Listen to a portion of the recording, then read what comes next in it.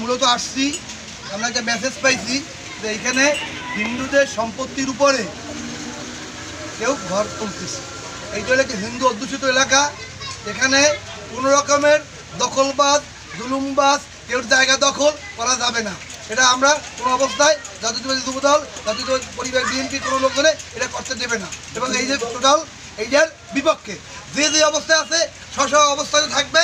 আমরা যদি মনে করি সে নিবেদিত লোক দলের নিজি লোক, আমরা পরিবেশ সময় আমরা ওইভাবে ঠিক করে দিই। কিন্তু আপনাদের বিরুদ্ধে অনেকে অভিযোগ করতেছে যে আপনাদের দলের নাম ভাঙে যা, অনেকে গোপনে চাঁদাবাজি করতেছে, অনেকে চাচ্ছে অনেকে তো ঘর বাড়ি আগুন দেবে, দখল করবে।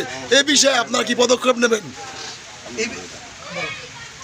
আমরা ইতিমধ্যে আপনারা জানেন যে আমাদের অ্যাকশন নেওয়া হয়েছে জেলা যুবদলের কর্মীরা এবং নরসিংদীতেও এবং প্রত্যেকটা ইউনিটের সকল পর্যায়ে একেবারে কঠিনভাবে বার্তা দেওয়া হয়েছে। কেউ কোনোভাবে চাঁদাবাজি, কারো জমি দখল, কারো লুটতরাজ কোনোভাবে করতে পারবে না। তাকে সাংগঠনিক ব্যবস্থা নেওয়া হবে এবং আইন শৃঙ্খলা বাহিনীর হাতে তাকে ধরিয়ে দেওয়া হবে, তার বিরুদ্ধে আইনগত ব্যবস্থা হবে। এবং হিন্দুদের উপর যে হয় আপনারা কি এখন বাড়ি বাড়ি পাহারা দিচ্ছেন, এই যে মূল বিষয় তাদের নিরাপত্তার জন্য সর্ব সতর্ক আছি। আমরা যে কোনো জায়গায় যে কোনো পরিস্থিতিতে আমরা এই আইন শৃঙ্খলা আমরা নিয়ন্ত্রণে রাখতে চাই এবং আমাদের এই যে শান্তি এবং সমাজে মাধ্যমে মানুষ যাতে স্বাভাবিক জীবনযাপন করতে পারে, এর জন্য আমাদের আপ্রাণভাবে আমরা মাঠে আছি এবং আমাদের নেতাকর্মীরা সবাই সতর্ক আছে। সাধারণ মানুষ কি করে আপনাদের খুঁজবে? আমাদের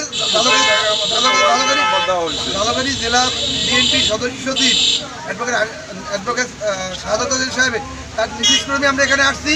আপনাদের যদি কোনো সমস্যা হয়, কোনো কিছু হয়, জেলা বিএনপি সদস্য সচিব অ্যাডভোকেট শাহাদাত সাহেবের সাথে যোগাযোগ করবে এবং জেলা যুবদলের আমি সিনিয়র যুগ্ম রবি হোসেন তুহিন এবং সদস্য সচিব অ্যাডভোকেট আনিসুর রহমান খান তার মোবাইল নাম্বার দেবে।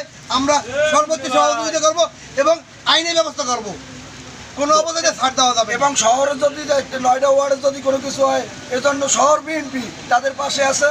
আনিসুর রহমান টাপু এবং আমি সন্তু পাল, আমরা হিন্দুদের পাশে। এবং আমি বলতে চাই যে হিন্দুদের অর্পিত সম্পত্তিতে কেউ ভোগ দখল করতে পারবে না এবং অবৈধ কোনো স্থাপনা নতুন করে তুলতে পারবে না। এজন্য আমরা শহর বিএনপি এবং জেলা বিএনপির উদ্যোগে আমরা এটার জন্য আমরা হিন্দুদের পাশে সবসময় থাকবো এবং থাকবো।